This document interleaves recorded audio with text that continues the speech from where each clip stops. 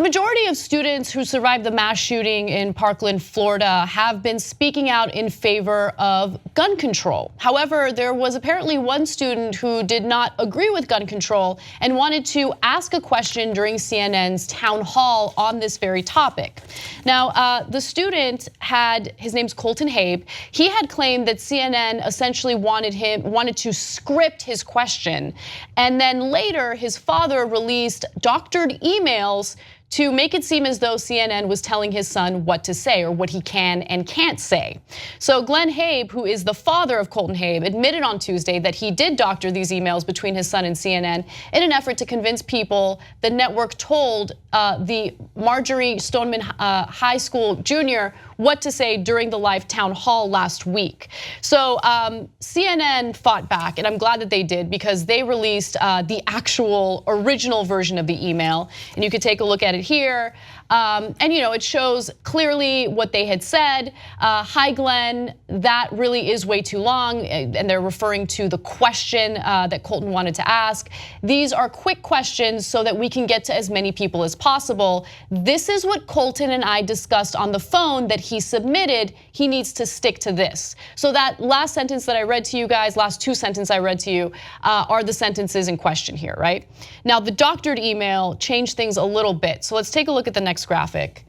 It said, this is what Colton and I discussed on the phone. He needs to stick to this, making it seem as though the producer spoke to Colton over the phone and told him what to say, which is not the case.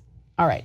So just to clarify even further, let's go to graphic 55. The original email provided to Mediaite from CNN has one significant difference to the one sent to Fox News and CNN, that Carrie Stevenson, who was the producer at CNN, told the elder Habe that Colton should stick to the questions he submitted and discussed with her on the phone rather than the longer list he sent for approval following their discussion.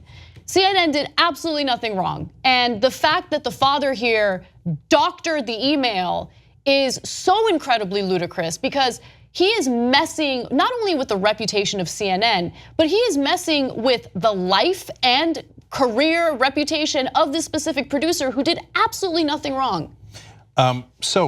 First, Glenn Habe said that he acknowledges omitting some words from the email, but says he didn't do it on purpose. What does that even mean? No, that's a lie from someone who has not been proven to be a liar.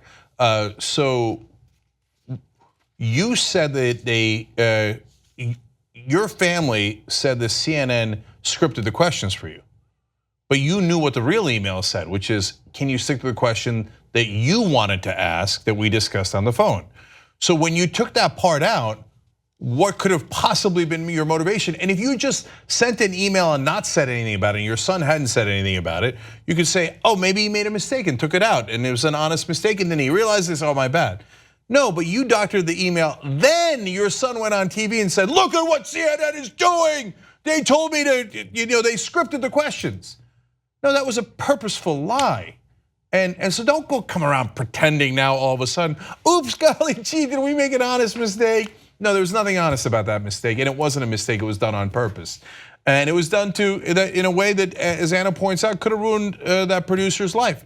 And you know how quickly the mainstream media panics, they could have easily fired her. They could have fired her, and also, I know from personal experience what it's like to be harassed by people who have bought into doctored things that have been put on the internet about you. Things that are complete and utter lies, doctored tweets, whatever it is, doctored photos. And so I don't know what this producer went through, but I could imagine that it was harsh and it was difficult to deal with. And I'm really glad that CNN did not panic and that they backed their producer up and they provided evidence to the contrary of what this father and son had claimed in the media. So now this is so obvious that even Tucker Carlson and Sean Hannity on Fox News, who'd been pushing it super aggressively, especially Hannity, now I've said, yeah, fine, it was doctored, okay.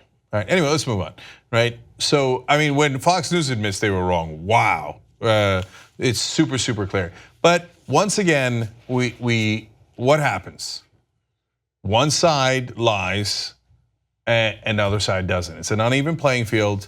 They do it regularly, they do it as a matter of course, they've been taught to do it. So the right-wing media lies nonstop. Now the regular citizens who are on the right-wing side, they don't have a good case to make, so they're like, well, we call it fake news, so ironically, let's make something fake and then charge the media with it. Right. Okay? Because their leaders got them used to lying.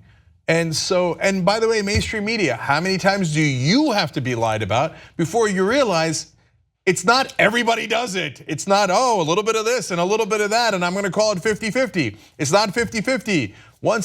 Is there nobody on the left wing who's ever told a lie? Of course not, it's preposterous. And you should do your due diligence, make sure that what you're getting is true. But they don't do it systematically. Name a website that does it. Name a network that's on the left that does it, right? On the right wing side, name a website that is a so-called right wing media site that doesn't lie on a consistent basis. Photoshop pictures, things they have to retract that they don't even retract. Right. The conspiracy theories, lie after lie after lie. Are you surprised that the people who read that and consume that media have been taught to be liars? What you just watched was one of the videos that we do today, but we actually do a whole 2-hour show every single day. It's a podcast. You could watch it in video or listen to it as audio. You can download it, you can stream it, and you get it completely ad-free if you could become a member of the Young Turks. TYTnetwork.com/join.